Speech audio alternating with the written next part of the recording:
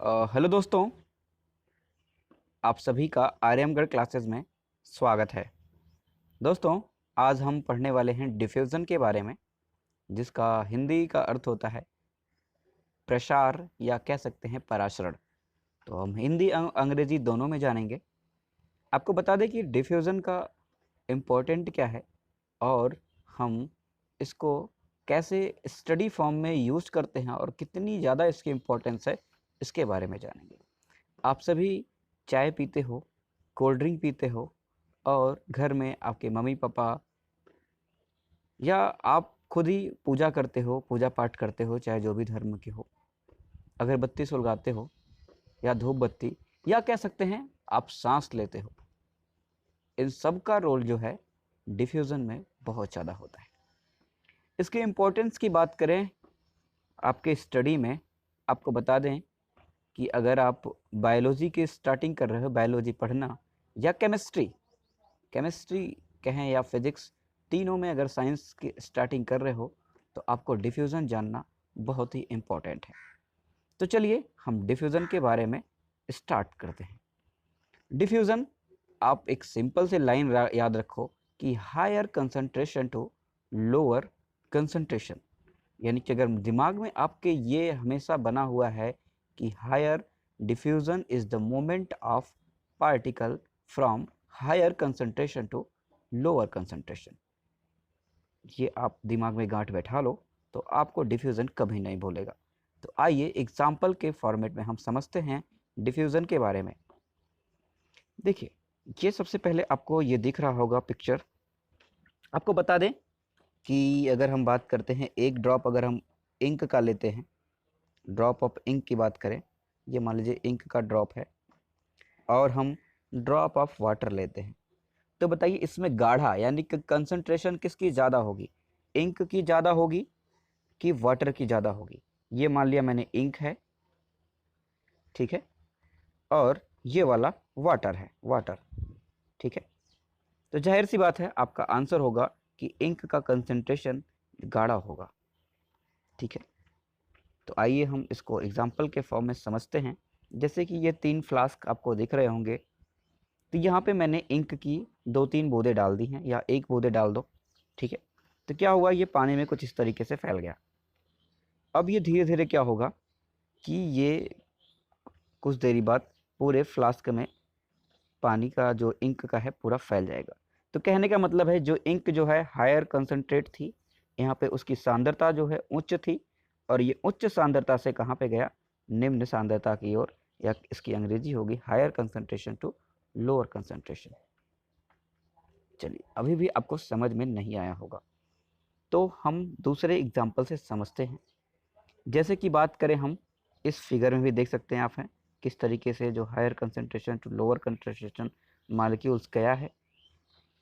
वहीं हम दूसरे एग्जाम्पल की बात करें, जैसे अगरबत्ती आप सभी लोगों ने घर में सुलगाते होंगे।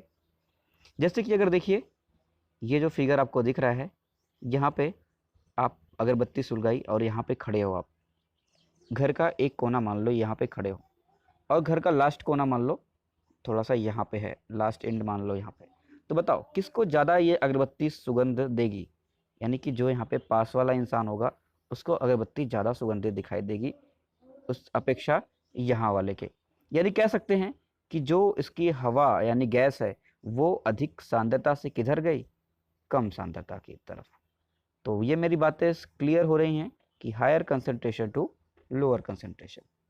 चलो, ये तो अगरबत्ती वाला मामला हो गया। फिर भी अगर आपको समझ में नहीं आया तो हम एक और एग्जांपल की बात करते हैं। अब आपको क्लियर हो जाएगा अगर आप ध्यान से सुन रहे हो तो। जैसे कि बात करें, आपके एनवायरनमेंट में सबसे ज़्यादा गैसें कौन सी होती हैं, आपका आंसर होगा सर नाइट्रोजन, और दूसरे नंबर की कौन सी होती है, ऑक्सीजन होती है। तो हमारे बॉडी की ज़रूरत किसको है, हमारे बॉडी को ज़रूरत है ऑक्सीजन की, ना कि नाइट्रोजन की। तो जिसकी ज़रूरत रहती है हम उसी चीज़ को लेते हैं, चाहे आप मार्केट से सामान भी क्यों ना लेना हो। अगर आप मार्केट में जो भी सामान की ज़रूरत है आप उसी चीज़ की परचेजिंग करते हो। उसी तरह लंग्स भी हमारा ऑक्सीजन की परचेजिंग करता है। बात करें इन्वायरमेंट में, ऑक्सीजन जो है वो 21% है, ठीक है। और आपके लंग्स में मान लो ऑक्सीजन कितनी है, 10%, 4% या कम 0% कह सकते हो। 0% तो खैर नहीं होगा, मान लो 10% है। तो जाहिर सी बात है, मैंने भी बताया कि higher concentration to lower concentration, यानी कि आपके ऑक्सीजन जो है आपके लंग्स में आएगी, ये उच्च सांद्रता से अधिक सांद्रता की तरफ क्यों आएगी? क्योंकि इसमें जो प्रोसेस हो रहा है वो डिफ्यूज़न का हो रहा है। दूसरा वही बात करें, आपके बॉडी में कार्बन डाइऑक्साइड भी बनती है, तो हम उसको बाहर निकालते हैं, या हम सांस के थ्रू भी कार्बन डाइऑक्साइड को लेते हैं, वो बाहर निकालते हैं। वैसे इन्वायरमेंट में अगर देखा जाए, जो कार्बन डाइऑक्साइड का कंसंट्रेशन होता है वो लगभग और लगभग 0.03% या 0.3% होता है। एक बार देख लेना आप इसको, ठीक है। तो मान लो अगर आपके फेफड़े में 4% ऑक्सीजन बन गई, कितनी बनी?